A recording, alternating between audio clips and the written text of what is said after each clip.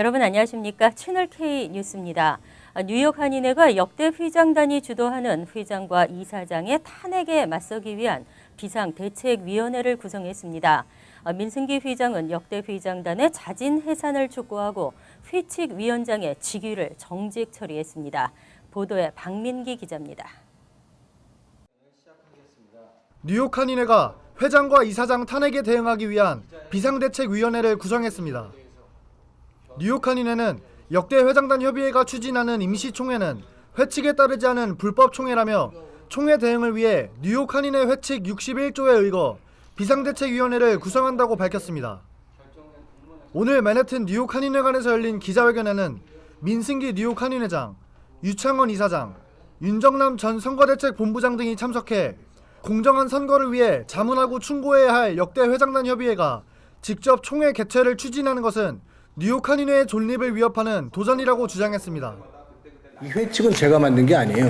다 그분들이 만드셨는데 회칙에도 없는 짓을 하니까 그런 게 문제 아닙니까? 그렇기 때문에 대책위원회를 우리가 만들 이유가 뭐 있습니까?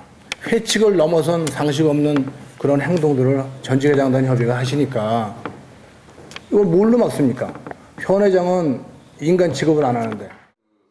뿐만 아니라 회칙위원장이 회장의 지시 없이 독단적으로 유권 해석을 내린 것은 회칙 34조를 위반한 무차별적인 월권 행위라며 차기 이사회가 개최될 때까지 직위를 정직시킨다고 밝혔습니다. 아울러 회칙 제33조, 제34조에 의거하여 회장의 지휘 아래 운영되어야 할 특별위원회의 민경원 회칙위원장은 이러한 조항을 무시하고 본인의 권한을 넘어선 월권을 행하여 공의로서의 소임을 망각하고 언론에 공포하고 무단 자문하는 등의 불법 행위는 지탄을 받아야 할 것입니다. 뉴욕 한인회는 비상대책위원회를 통해 실추된 뉴욕 한인회의 건의를 세우겠다는 계획과 함께 월권 행위를 일삼는 역대 회장단 협의회에 자진 해산할 것을 촉구했습니다. 채널K 뉴스 박민기입니다. 국민연금공단 국제협력센터가 한미 사회보장협정 설명회를 개최했습니다. 뉴저지 현지 주민들에게 사회보장협정의 주요 내용과 체결 효과를 설명했습니다. 박민기 기자가 보도합니다. 한국의 국민연금공단 국제협력센터가 뉴저지 한인들을 대상으로 한미 사회보장협정 설명회를 개최했습니다. 어제 저녁 뉴저지 한인회관에서 진행된 설명회에는 국민연금공단 국제협력센터 관계자들이 참석해 한국과 미국의 연금 제도를 비교하고 사회보장협정의 주요 내용과 체결 효과 등을 설명했습니다. 한국의 국민연금법과 미국의 OASDI법에 영향을 받는 사회보장협정은 양국 법령을 적용받고 있거나 적용받았던 자 및 그 피부양자에 한해 적용됩니다. 또한 과거 연금을 받기 위해선 한국이나 미국에서 최소 10년 이상의 납부 기록이 필요했지만 사회보장협정 체결로 인해 양국에서의 납부 기간을 합산했을 때 10년이 넘으면 연금을 받을 수 있게 됐습니다. 그동안은 이제 한국 연금도 그렇고 미국 연금도 그렇고 10년을 납부를 하셔야 연금을 받으실 수가 있으셨어요. 예컨대 한국에서 9년 내셨다, 미국에서 9년 내셨다, 그러면 양쪽에서 다 연금을 못 받으셨던 거죠. 되게 좀 안타까운 그런 일이었는데 이 협정을 통해서 양국에서 10년이 안 되더라도 각각 10년을 못 내셨더라도 합쳐서 한국에서 낸 거랑 미국에서 낸 거랑 합쳐서 10년이 넘으시면은 양쪽 국가에서 연금을 다 받으실 수가 있게 되셨어요. 국민연금공단은 어제 사회보장협정의 주요 내용 이외에도 체결 효과, 연금 수급자 수급권 사후 관리와 질문 답변 시간을 가지며 뉴저지 한인들과 소통하는 시간을 가졌습니다. 채널K 뉴스 박민기입니다. 팔각정이 있고 무궁화가 꽃피며 각종 한인 업체들이 들어선 뉴욕 속의 한인타운, 코리아타운 플라자 프로젝트인데요. 시교통국이 한인 업체들의 상설 벤더 설치를 승인하면서 급물살을 타고 있습니다. 뉴욕시 교통국이 코리아타운 플라자 조성 부지인 노던 블러바드 156가 레오날드 스퀘어에 한인 업체들의 상설 밴더 설치를 승인했습니다. 또 인근 도로를 막아 약 5천 스퀘어핏 규모의 공간을 마련하고 주민들이 휴식할 수 있는 벤치와 탁자 등을 설치하기로 결정했습니다. 한편 퀸즈 한인회는 플라자 내 한국 전쟁 기념비를 조성하는 계획으로 플라자 명칭을 코리안 워 메모리얼 플라자로 변경하는 방안도 검토하고 있습니다. 또 플라자 앞 도로명을 코리안 웨이로 명명할 것을 요구하는 요청서를 피터 쿠 뉴욕시 의원에 접수했습니다. 뉴욕시 교통국과 퀸즈 한인회는 오는 4월 18일과 6월 중 코리아타운 플라자 원데이 이벤트를 실시하고 이후 적합성이 인정되면 영구적인 플라자 조성도 가능하다는 입장입니다.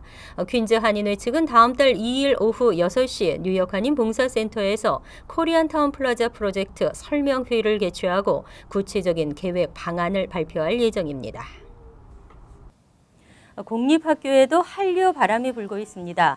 태권도가 정시 과목으로 채택되는가 하면 비빔밥이 점심 메뉴로 선정되면서 한국어반 개설도 인기를 얻고 있는데요.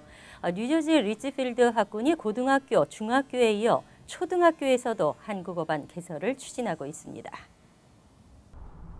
뉴저지 리치필드 학군 내 초등학교에서 한국어를 정규 과목으로 채택하는 방안이 추진되고 있습니다. 이번 방안이 성사되면 리치필드는 초중고교 학생 모두에게 한국어를 정규 과목으로 가르치는 전미 첫 번째 타운이 될 전망입니다. 리치필드 타운 관계자 등은 어제 오전 뉴욕 한국교육원 한국어 정규 과목 채택 관계자들과 회동을 갖고 초등학교 한국어 정규 과목 채택 방안에 대해 논의했습니다.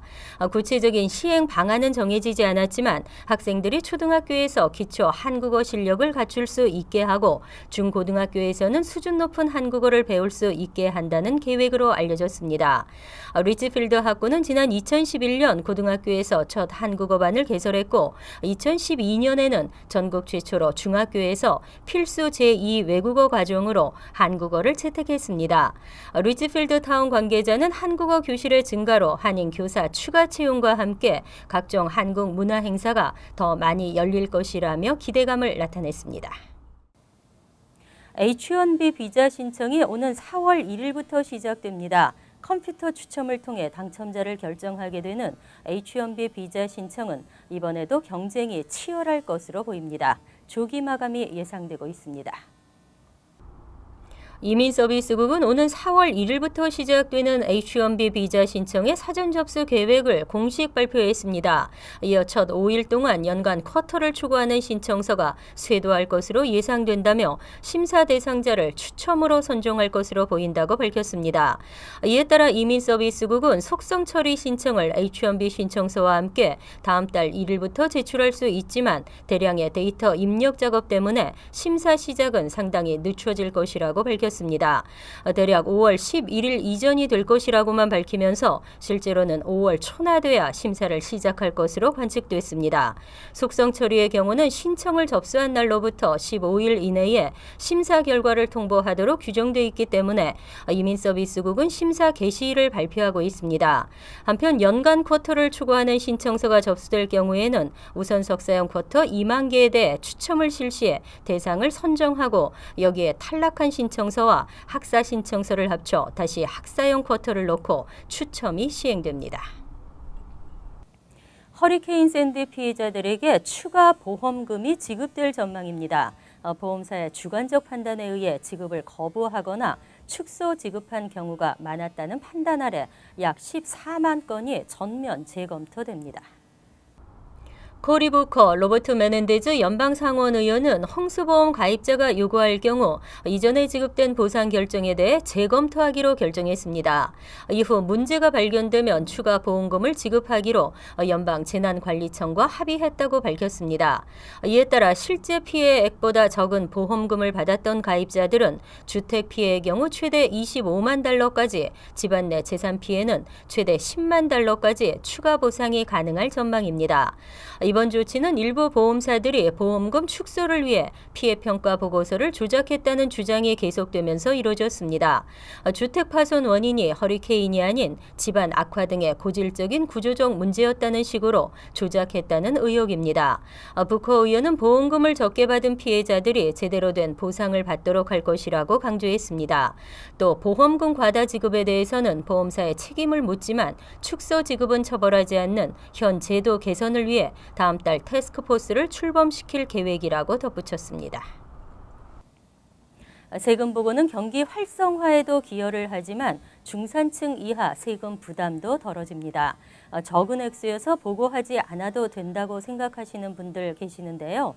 소득세 신고하시고 환급금도 받아가시기 바랍니다. 주인을 기다리는 돈이 10억 달러에 이릅니다. 국세청은 오는 4월 15일이면 2011년 소득세 환급 신청 기한인 3년을 넘기게 된다며 2011년 소득세 환급을 받지 못하게 될 납세자가 111만 7,900명이라고 발표했습니다. 또 이들의 환급액은 10억 4,157만 6천 달러에 이른다고 밝혔습니다. 이들이 신청 기한을 넘길 경우 환급금은 국고에 귀속됩니다. 존 코스키넨 국세청장은 많은 사람들이 소득이 많지 않다는 이유로 신고를 하고 있지 않지만 이들도 소득세 신고를 하고 자격을 갖출 경우 환급을 받을 수 있다고 설명했습니다. 발표된 자료에 따르면 2011년 소득세 환급 대상자의 절반이 698달러가 넘는 환급을 받은 것으로 추산됐습니다. 뉴욕주에서는 6만 3,400명이 6,280만 9천 달러를 받을 수 있고 중간 환급액은 765달러입니다. 뉴저지주는 3만 4,200명이 3,452만 달러의 환급을 받을 수 있고 중간 환급액은 780달러입니다. 한편 소득세 지연 신고 벌금은 없지만 2012년과 2013년 소득세 신고를 하지 않은 경우는 해당 연도의 소득세 신고도 해야 환급을 받을 수 있습니다. 해마다 있는 인상 소식, 뉴저지 트랜짓 버스 열차 요금 인상인데요. 올해도 역시 인상되지만 인상폭은 10% 이하일 것으로 예측되고 있습니다. 로니 하킴 뉴저지 트랜짓 사무총장은 2015에서 2016 회계년도 예산의 부족분을 채우기 위해 요금 인상은 피할 수 없을 것으로 예상된다고 밝혔습니다. 하지만 인상폭은 한 자릿수 이상으로 억제할 계획이라고 덧붙였습니다. 뉴저지 트랜짓은 5년 전 요금을 평균 22%로 대폭 인상해 주민들의 원성을 샀던 바 있습니다. 이와 같은 대폭 인상은 억제하겠다는 입장이지만 요금 인상에도 불구하고 서비스 축소는 피할 수 없을 것으로 전망되고 있습니다. 뉴저지 트랜짓 대변인은 연료비를 절약하기 위해 운행 시간을 축소하는 방안을 검토 중이라고 밝혔습니다. 특히 이용자가 적은 곳을 중심으로는 일부 구간의 버스와 열차 운행 횟수도 축소하는 방안을 검토 중인 것으로 알려졌습니다. 공항이나 지하철, 식품점 등 혼잡한 곳에서 종종 벌어지는 소매치기, 특히 플러싱 일대 다운타운 등지에서 복잡한 틈을 탄 소매치기가 기승을 부리고 있어 주의가 당부됐습니다. 백구경찰서는 식품점 등 복잡한 곳을 중심으로 지나가는 사람 뒤에 달라붙어 일부러 부딪힌 뒤 가방에서 지갑 등을 훔치는 수법의 소매치기가 기승을 부리고 있다고 밝혔습니다. 경찰서 측에 따르면 지난 1월부터 최소 8건의 유사 범죄가 일어났습니다.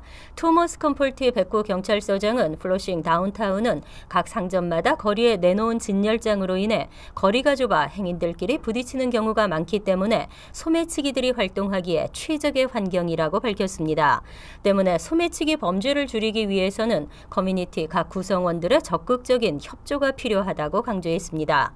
백구경찰서는 메인스트리트와 루즈벨트 애비뉴 일대에 사법경찰을 투입하고 탐문 수사를 펼치는 등 범인 검거에 주력하고 있습니다. 경찰에 따르면 범인은 50대에서 60대 백인 남성으로 알려졌습니다. 이어서 LA 지역 한인사회 소식입니다. 최근 롱비치항의 노사 갈등이 해결됐지만 아직까지도 적지 않은 양의 물류들이 쌓여 있습니다. 항만 측은 임시 저장 창고의 사용 기간을 6개월 연장하기로 결정했습니다. 박시문 기자가 보도합니다. 노사 간의 갈등으로 인한 롱비치항 물류 적재 여파가 아직도 심각합니다. 지난달 연방 노동부 장관의 개입으로 잠정 타결에 이르렀지만 아직도 많은 양의 물류가 남아 있습니다. 롱비치 항만은 이에 대한 대안으로 임시창고의 이용시한을 6개월 연장했습니다. 지난해 12월에 문을 연 임시창고는 포트 S에 위치하고 있습니다. 총 면적 30에이커의 임시창고는 그동안 카고 컨테이너나 빈 상자들을 보관하는 데 사용하고 있었습니다. 오는 31일까지만 사용될 예정이었지만 물류적체 해소를 위해 사용기한을 연장한 것입니다. 물류를 보관할 창고를 원하는 업체는 310-233-2005로 연락하거나 웹사이트를 이용하면 됩니다. 미국으로 수입되는 물류의 40%를 차지하는 롱비치 항만의 적체 현상이 해결되려면 적어도 3개월에서 6개월은 걸릴 것으로 보고 있습니다. 롱비치 항만의 리치 다인스 부사장은 전격적인 노사 합의에 따라 정상조업에 들어갔지만 그동안 쌓인 물류로 인해 적체 현상이 여전히 심각하다며 롱비치 항만의 모든 관계자가 물류 처리 속도를 늘릴 수 있도록 최선을 다하고 있다고 밝혔습니다. MBC 뉴스 박시원입니다. 지난 12월 선출된 짐 맥도널 LA 셰리프 국장이 타운을 찾았습니다. 맥도널 셰리프 국장은 평소 한인 사회와 친숙한 친한파 정치인으로 알려져 있는데요. 그는 앞으로 한인을 비롯한 이민자들의 권익 보호와 치안 강화를 위해 앞장서며 한인 사회와의 유대 관계를 지속해 나갈 것이라고 강조했습니다. 김지은 기자의 보도입니다.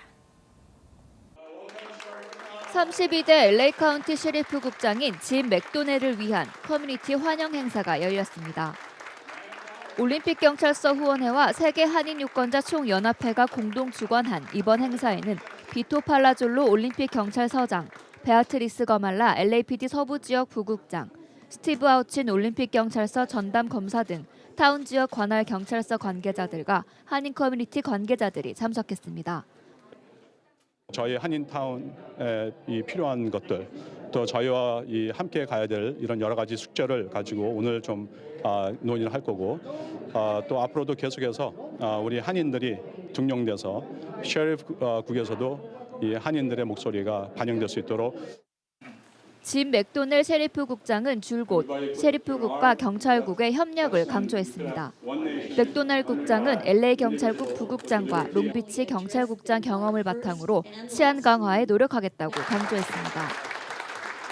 This community is a special one, and through my days at LAPD, I felt a very closeness to the Korean American community.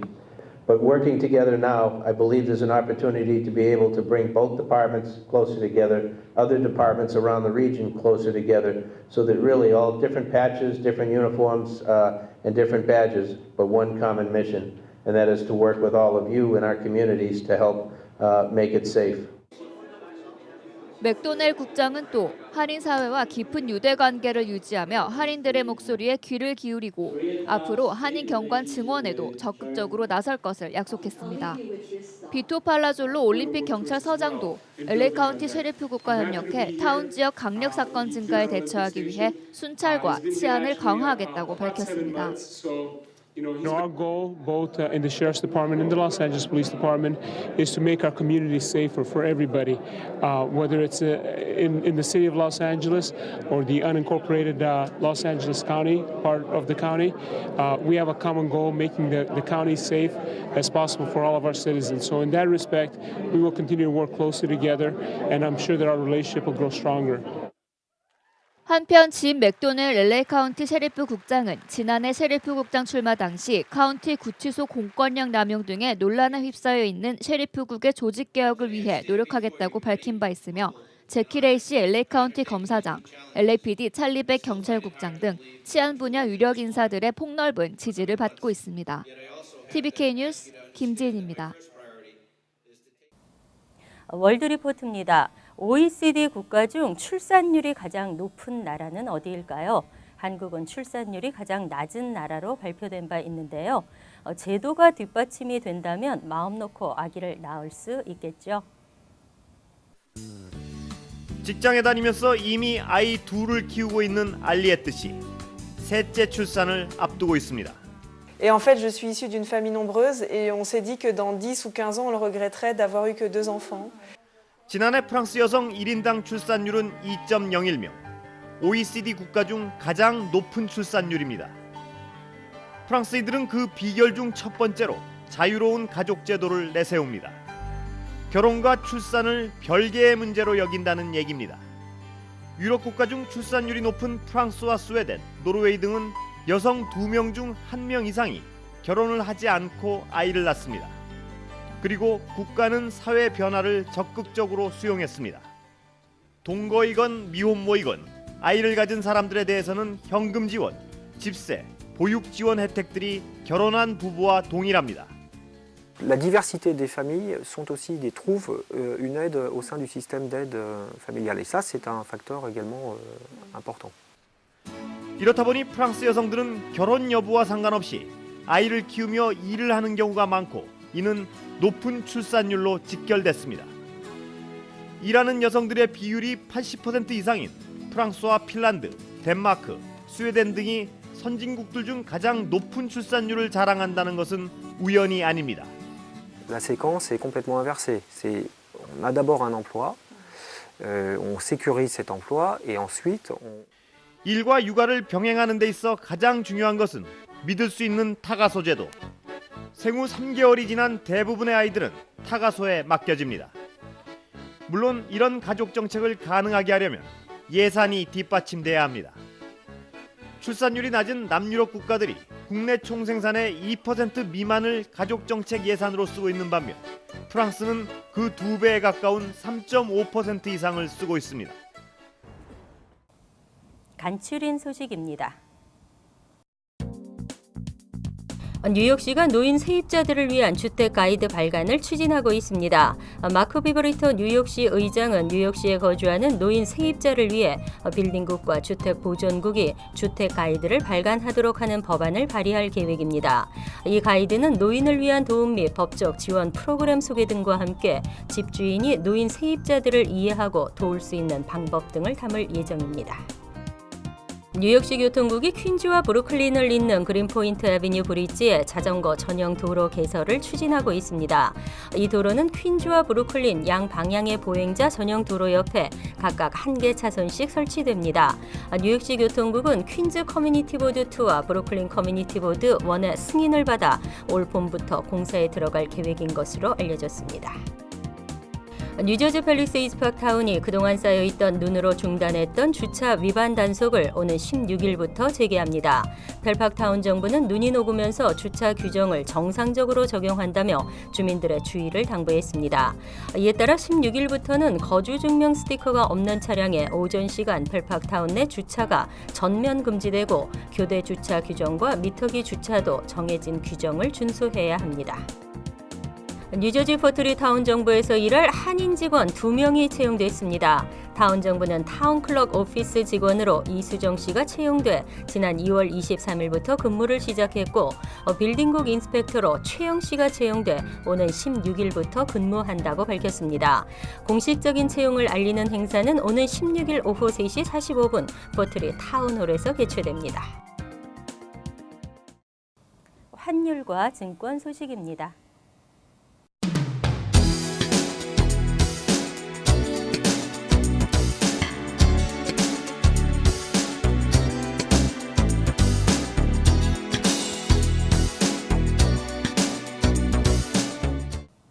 이어서 날씨입니다.